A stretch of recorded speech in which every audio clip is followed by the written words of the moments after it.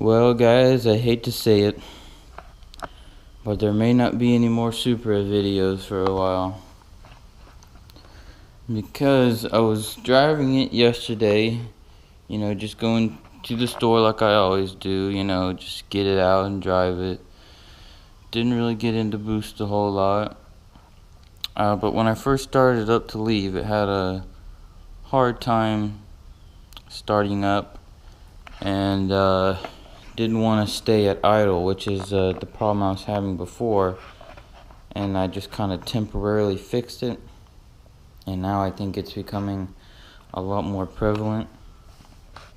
So anyway, in addition to the idle problem, I also have a turbo oil return line leak down below. I have a little bit of orange tape around it, aircraft grade, some kind of sticky tape stuff that kind of sticks to itself, but I didn't really get it in the right spot, so I didn't do much.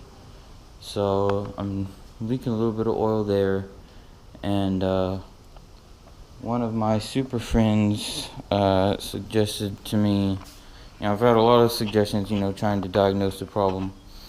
But one of them is the reason why I'm not going to drive it is he said that his idle started to mess up sort of like mine, and that's when his rod's starting to bend.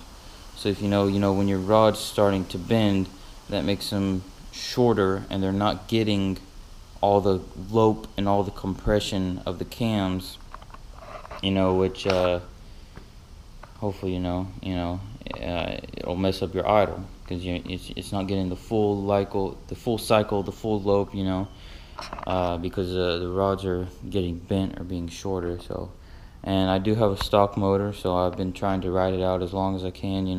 It's got 180,000 miles on it, which is incredible that it's been lasted this long on boost.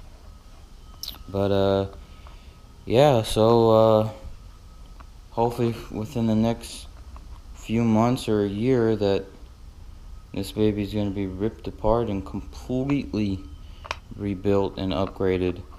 I'll be going down to JMS Racing in San Antonio, and I'll be doing about 1,000 horsepower build with them, so we'll see how that goes. So right now, it's just going to be sitting right here in the garage doing nothing, and I hope it doesn't rain, because all I have to ride to work is my motorcycle. So anyway, just giving you guys a little update on the Supra. It could be a few little things. It's on E85, so it could be clogged injectors or a clogged fuel filter. But I really don't have the time to mess with it right now. I can't afford to pull this car apart just yet and start checking anything, because to get to the injectors, you gotta take off the whole freaking intake, and I mean it's a lot of stuff. And I'm more familiar with older hot rods and Camaros and Chevelles and stuff. Chevy V8s is my specialty. I can tear one of those down and build it back up in a day.